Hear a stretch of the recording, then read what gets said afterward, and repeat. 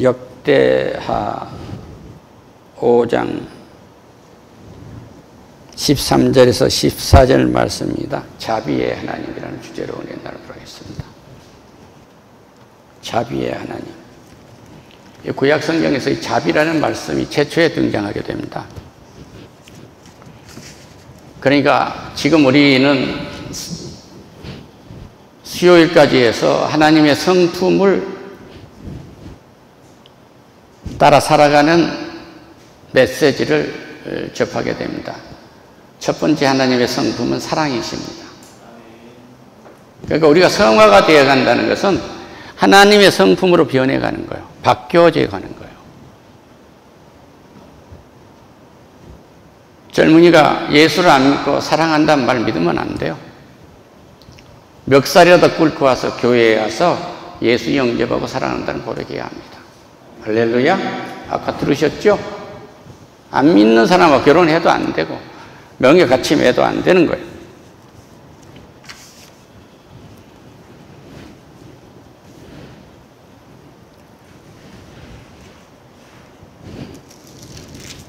오늘 이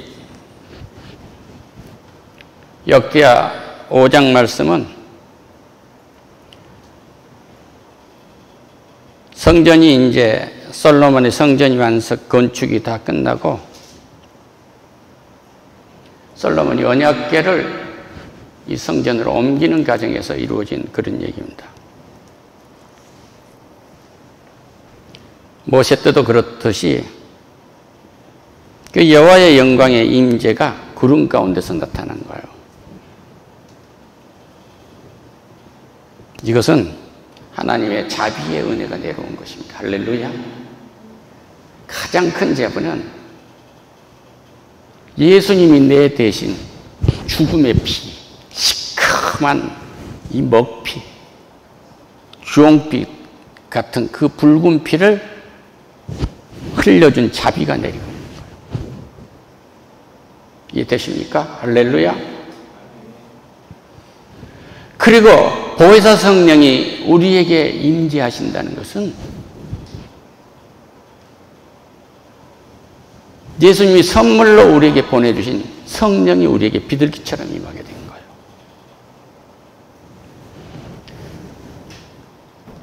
아까 외국 애니메이션 관계된 얘기를 해서 그거 아니라고 얘기하지만 아니라면 아닌 걸 믿어야 돼요. 성령은 마가야 다락방에 예수님의 제자들에게 비둘기처럼 혀에 불처럼 임하신 거지.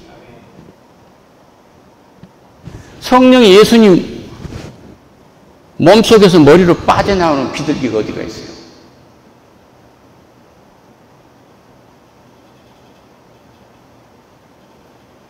영화나 드라마나 애니메이션이 다른 것은 말로 다 표현 못한 것을 그림으로 표현해 준 겁니다.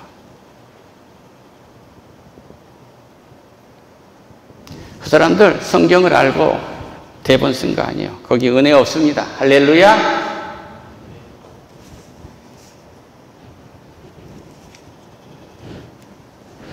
성전을 이제 완성한 후에 진행된 이제 봉헌제를 드리는데 첫 번째 언약궤를 지성제로 옮기는 그 과정에서 이루어진 얘기.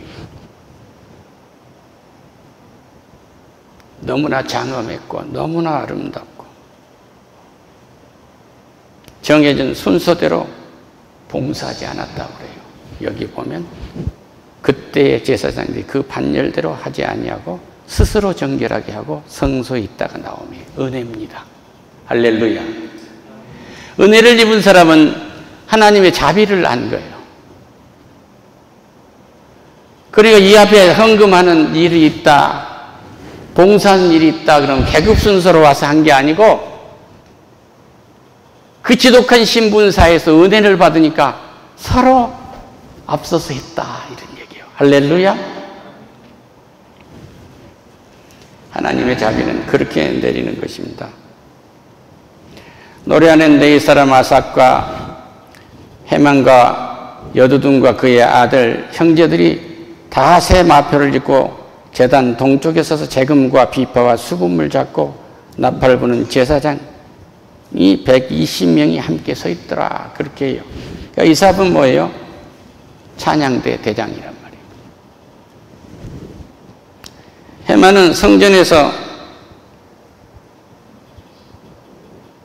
봉사하는 그런 사람이에요.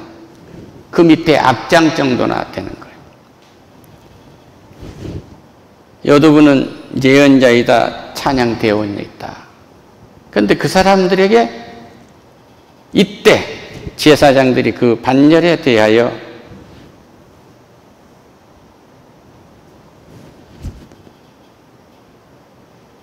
계급이 아니고 무슨 순서가 아니고 은혜 받는 순서대로 다 했다는 얘기예요. 할렐루야.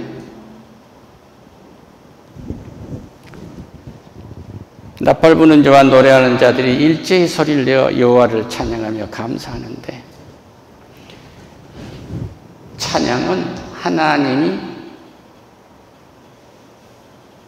창조하신 모든 만물들이 하나님을 찬양하는 것이 목적이에요.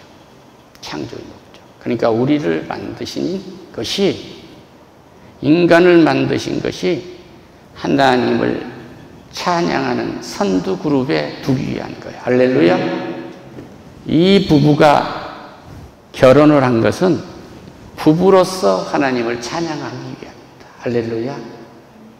이 사업가가 오늘 이 일에 수고하는 것은 하나님을 찬양하는 거예요. 찬양의 역사가 넘치기를 축원합니다.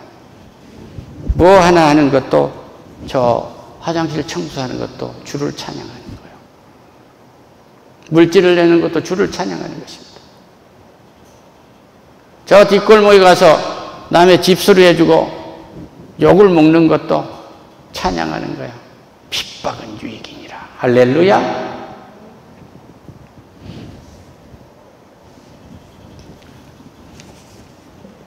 나팔 부는 자와 노래하는 자들이 일제히 소리를 내서 여호와를 찬송하고 감사해요.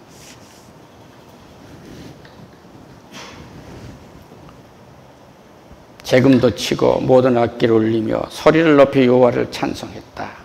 그러니까 이 땅의 모든 물건, 하나님이 창조한 모든 피조물은 우리가 하나님을 찬양할 때 우리를 따라서 찬양한 거예요. 할렐루야. 여러분이 기른 애견도 주인이 하나님을 찬양하지 않으면 그에도 하늘문이 닫혀버린 거예요.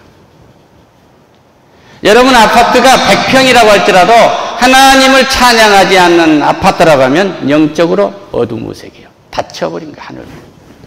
찬양하세요. 하늘문이 열립니다.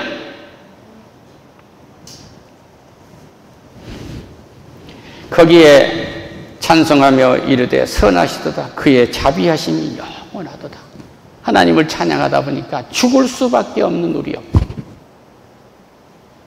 우리가 헤어질 수밖에 없는 상황이었지만 하나님은 오늘을 준비하셨구나. 할렐루야.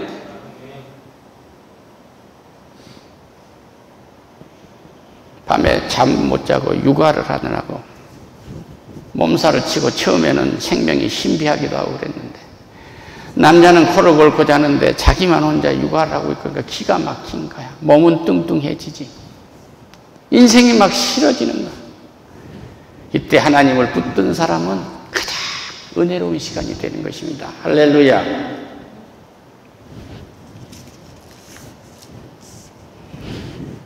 자비하심에 대해서는 이사야 56장 7절에서 말씀하세요. 돌아오라. 할렐루야.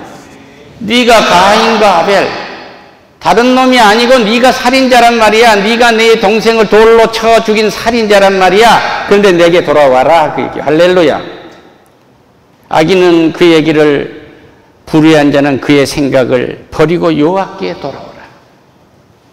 여기 악인은 누구예요? 예수를 믿지 아니한 자, 예수가 길이요 진리요 생명인 것을 믿지 않고 예수가 길이고 생명인 그 내일 속에 있지 않는 사람은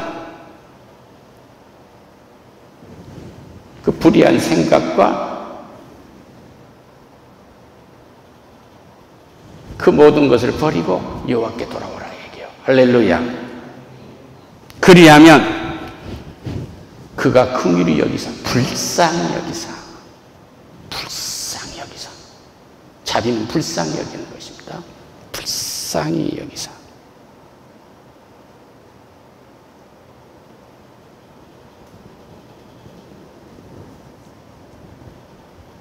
그러면 너희들을 너그럽게 받아줄 것이다. 과거의 죄는 일체 묻지 않겠다. 회개하고 돌아오면 과거의 죄는 동이 서에서 먹은 것처럼 일체 묻지 않겠다. 주홍빛처럼 붉은 죄가 눈처럼 희도록 도말해버리겠다. 한 번 지은 죄는 절대 없어지지 않는다는 거 아셔야 돼요. 지은 죄는 없어지지 않습니다. 그러니까 용서는 됩니다. 그게 묻지 않겠다는 뜻은 도말하겠다 그 얘기야. 이 죄를, 벽 같은 죄를 페인트로 칠해버리겠다 그 얘기야. 할렐루야.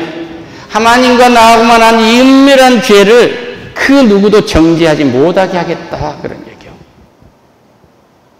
할렐루야. 내가 우리 마누라 몰래 생각으로 짓고 마음으로 짓고 몰래 짓고 만나기 전에 짓고 한 죄가 얼마나 많겠어. 내가 말을 못할 때부터 여기까지 죄의 속성으로 태어났는데 죄가 얼마나 많네. 벌레 같은 놈인 거예요. 그런데도 네가 죄가 제일 많으니까 저 대통령, 남쪽에 대통령 잡으라는 김씨 쪽 간첩처럼 특공대처럼 네가 해라. 할렐루야.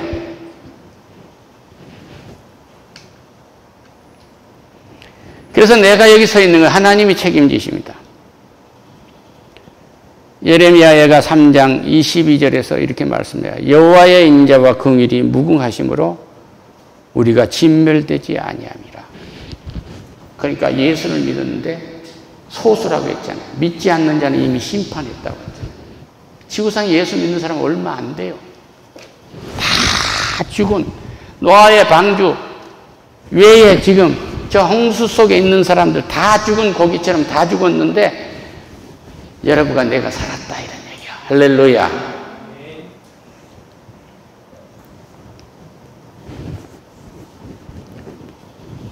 그리고 마지막으로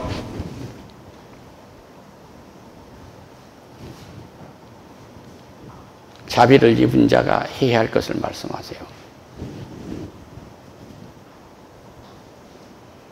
이것들이 아침마다 새로워질 것이다. 하나님의 자비가 아침마다 새로워질 것이다. 간밤에 딱 불러가야 되는데 안 불러가시고 또 눈뜨게 하신 것이 무엇인가. 할렐루야. 누가복음 6장 36절에서 얘기합니다. 자비의 결론은 요거예요. 아버지의 자비로우심 같이 너희도 자비로운 자가 되라. 할렐루야. 어머니여, 아들이여, 예수 그리스도가 자비로운 것 같이 자비로운 아들이 되세요. 이 말씀이. 할렐루야. 어머니여, 성질이 나서 그냥 딱 한마디 하고 싶으면 내가 포기한다. 할렐루야. 용서는 포기한 것입니다. 포기하세요. 할렐루야.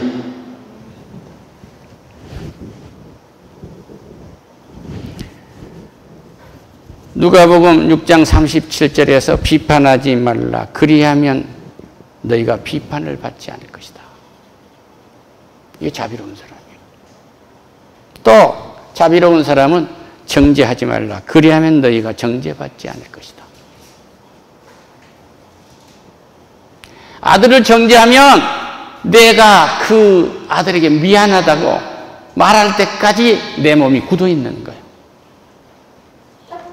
내 아버지의 약한 몸을 보고 비방했으면 저주를 받아버립니다. 노아의 홍수 뒤에 셈, 함, 야벳, 함이 아버지가 포도주를 먹고 누워있는데 아버지 하체를 보고 조롱하지 않아. 미국을 갔는데 우리 아버지가 유창하게 영어를 남의 아버지처럼 했으면 얼마나 좋았겠어. 더 위대한 것은 영어를 한마디를 못하도 나를 이렇게 위대하게 길렀다 이거예요. 할렐루야. 장님 하나님으로서 기목에 대해서 얼마나 불편한 것을 가지고 나를 길렀겠나 이거야. 이걸 한번 생각해 봤니? 이 말씀이요.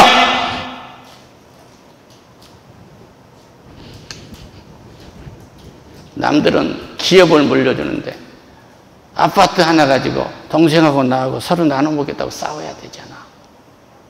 싸우지 마세요.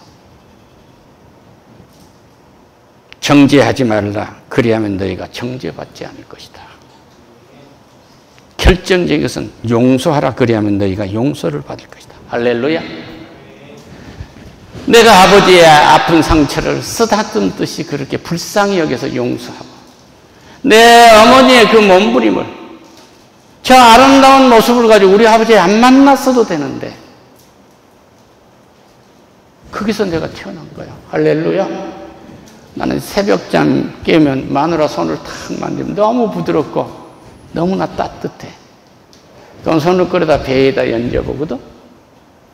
소화가 더 잘 되는 거야. 마누라가 도망가지 않고 내 곁에 있는 것이 얼마나 그렇게 감사한지. 할렐루야. 다 용서하고 살아요. 주라! 얼마나 주라고? 주라 말씀하신 거야. 너희 땅에 뭐하러 왔냐고 하면 하나님이 필요한데 나를 주기 위해서 왔습니다. 이렇게 말씀해요. 따라합시다. 하나님이 필요한 곳에 나를 주러 왔습니다. 하나님이 필요하는데 주지 않으면 하늘문이 닫혀요. 하나님이 필요한데 주면 하늘문이 열립니다.